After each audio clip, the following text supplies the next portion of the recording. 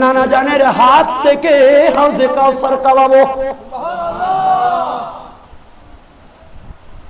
ইমামে হুসাইন রাদিয়াল্লাহু তাআলা যখন বললেন, ইয়াজিদরা প্রস্তাব করলো, তোমার 6 মাসের বাচ্চা যদি কথা বলতে পারে, এই ইমাম আলী মাকাম আপনি পানির জন্য বাহানা করে সন্তানকে নিয়ে এসেছেন, আপনার সন্তান যদি কথা বলতে পারে তাহলে আমরা আপনার সন্তানকে পানি দিব। হ্যাঁ আমার সন্তান, আজকে পৃথিবীবাসীকে তুমি সাক্ষী রেখো, এই 6 মাসের বাচ্চা কথা বলতে না পারলেও আমি হুসাইন তোমাকে অনুমতি দিচ্ছি, একটু কথা বলে ইয়াজিদের কাছ থেকে পানি তালাশ করো। 6 মাসের বাচ্চা কথা বলতে পারে কিনা বলেন না? 6 মাস বয়সে গাউসে জামান তৈয়ব শাহ রহমাতুল্লাহ আলাইহি যখন আপন পীর ও মুর্শিদ খাজা চৌরবির কাছে নিয়ে গেলেন, সৈয়দ আহমদ শাস্ত্রী কুটি হুজুর 6 মাস বয়সে এই বাচ্চা গরম গরম সিন্নি খাওয়ার জন্য একটু বলেছিলেন, তৈয়ব আগার তুম नहीं खाए तो हम भी नहीं खाऊंगा, তুমি যদি না খাও আমিও খাবো না। 6 মাসের বাচ্চা মায়ের কোল থেকে বসে গরম গরম সিন্নির মধ্যে হাত দিয়ে উনি খেতে লাগলেন। সুবহানাল্লাহ। তাহলে আমাদের সন্তান আর আওলাদ রাসূলের সন্তান এক? 2 বছর বয়স, তৈয়ব তুম বড়া হো গয়া দুধ মত পিও, তুমি বড় হয়ে গেছো, দুধ পান করার দরকার নাই। সেদিন থেকে উনি বলছেন, বাজি নে মানা কি, ইশারা করছেন, দুধ नहीं पीऊंगा। সুবহানাল্লাহ বলেন।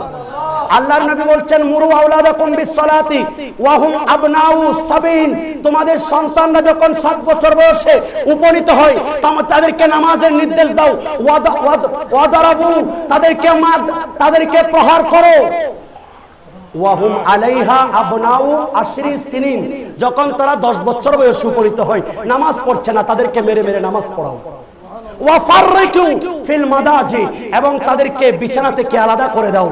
আর গাউসে জামান তৈয়ব শাহ রহমাতুল্লাহ আলাইহি 6 বছর বয়সে যখন শ্রীকুট শরীফে আব্বা জান নামাজ পড়তেছেন আর সন্তান দেখছেন, তৈয়ব শাহ রহমাতুল্লাহ আলাইহি বলে উঠলেন, আব্বা জান आप नमाज में अल्लाह को देखते हैं, मुझे भी देखना है। আপনি নামাজে আল্লাহকে দেখেন, আমাকেও দেখতে হবে। সুবহানাল্লাহ বলেন।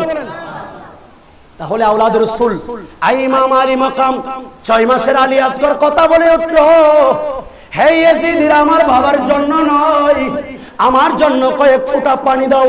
এভাবে যখন তালাশ করলো, আর ওইদিকে কমবক্ত হারমাল একজন ইয়াজিদি এমন ভাবে তীর বের করলো, যেই তীরের মধ্যে 3টা মাথা। সে এত দূর থেকে তীর নিক্ষেপ করে যেখানে যাই সেখানে লেগে যাই, এমন ভাবে তীর নিক্ষেপ করলো, ইমাম আলী আসগরের কণ্ঠ বেদ করে আওলাদ রাসূলের হাতের মধ্যে বেদ হয়ে গেল। রক্ত বেয়ে বেয়ে পড়ছে। এইবার ইমাম আলী মাকাম ইমামে হুসাইন রক্তগুলিকে বলেন, এই জমিন নাও, আমি তোমাকে সাক্ষী দিচ্ছি, কিয়ামতের ময়দানে এই দৃষ্টান্ত তুমি আল্লাহর দরবারে পেশ করবা। আই ইবনে রাসূলুল্লাহ, আল্লাহর দোহাই লাগে, আপনি যদি আমি জমিনের মধ্যে ইমাম আলী আসগরের রক্ত মুবারক ফেলেন, আল্লাহর কসম আমি জমিন কখনো ফসল উৎপাদন করব না। এবার বলেন, রক্ত যদি আমি আসমানের মধ্যে থাকে, আল্লাহর কসম কিয়ামতের রক্তের বদলা আমি নিতে পারবো না, এইগুলি আমি সহ্য করতে পারবো না।